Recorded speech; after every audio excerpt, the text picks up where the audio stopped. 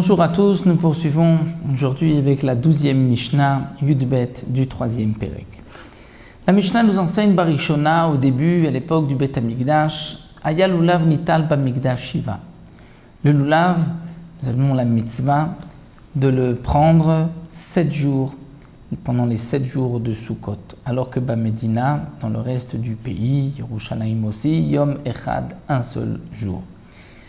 Dans la Torah, c'est marqué Ul kartem lachem bayom harishon. On prendra le lulav le premier jour, donc ce n'est uniquement que le premier jour de Sukkot que nous avons la mitzvah de prendre le lulav. Mais dans la Torah, il est marqué aussi Usmartem lifnei Hashem elokechem shivat yamim. Et pendant 7 jours, on va se réjouir devant Akadosh Baruch Hu. Et de là, on apprend à se réjouir avec le lulav. Donc il y a une mitzvah de prendre le lulav 7 jours, mais l'ifnei Hashem devant Hashem, c'est-à-dire au Bet Hamikdash. Donc la mitzvah du lulav au Bet Hamikdash, c'est 7 jours. En dehors du Bet Hamikdash, ce n'est qu'un seul jour minatora. Mishecharav Bet Hamikdash, une fois que le Bet Hamikdash a été détruit, Etkin Rabban Yochanan ben Zakkai, Rabban Yochanan ben Zakkai a institué chez lulav nital bamdina shiva, qu'on prenne le lulav dans le pays, c'est-à-dire même en dehors du Bet Hamikdash, il n'y a plus de Bet Hamikdash, qu'on garde le lulav pendant 7 jours, Zecher l'Hamikdash, en souvenir du Bet Hamikdash. Et c'est ainsi que nous agissons aujourd'hui, puisque nous accomplissons la mitzvah du lulav pendant les 7 premiers jours, donc les 7 jours de Sukkot, en souvenir du Bet Hamikdash. Minatora, ce n'est que le premier jour, et les autres 6 jours, c'est Midei Rabbanan, par cette takana, cette institution de Rabban Yochanan ben Zakkai.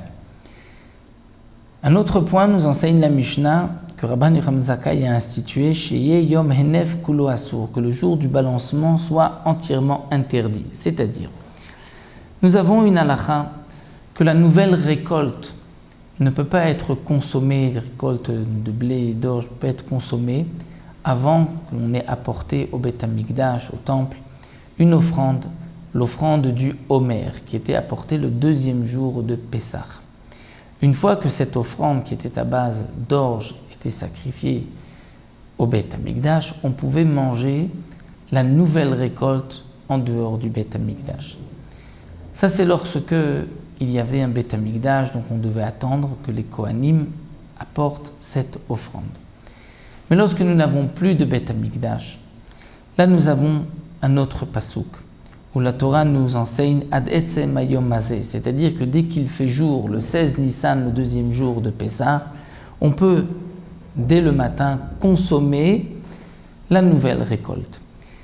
Donc lorsque le Bet Hamikdash était encore là, on devait attendre le temps que les Kohanim allaient apporter cette offrande. Une fois que le Bet Hamikdash est détruit, on peut, dès qu'il fait jour, manger la nouvelle récolte.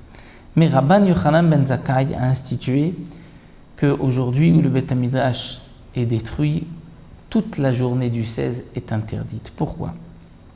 Parce que Rabban Yochanan ben Zakkai s'est dit, si aujourd'hui on permet de consommer la nouvelle récolte dès le matin, Mehera Yibane Bet Hamikdash, le Bet Hamikdash va vite être reconstruit. L'année prochaine, nous allons avoir le Bet Hamikdash. Et les gens vont penser que dès qu'il fait jour, on peut manger la nouvelle récolte. Ils ne vont pas faire la différence, ils ne vont pas savoir que l'année dernière, on a dû attendre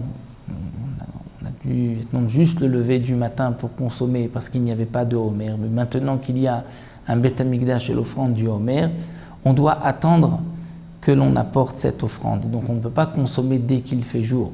Pour ne pas qu'il y ait d'erreur et de confusion, Rabban Yochanan ben Zakkai a institué que toute la journée, il est interdit de consommer la nouvelle récolte. On doit attendre la fin du 16 Nissan pour pouvoir consommer la nouvelle récolte. Donc ça, c'est le digne du Homer que nous connaissons, que nous avons vu ici dans cette Mishnah, le digne de Yom Hanef Kulo Asur.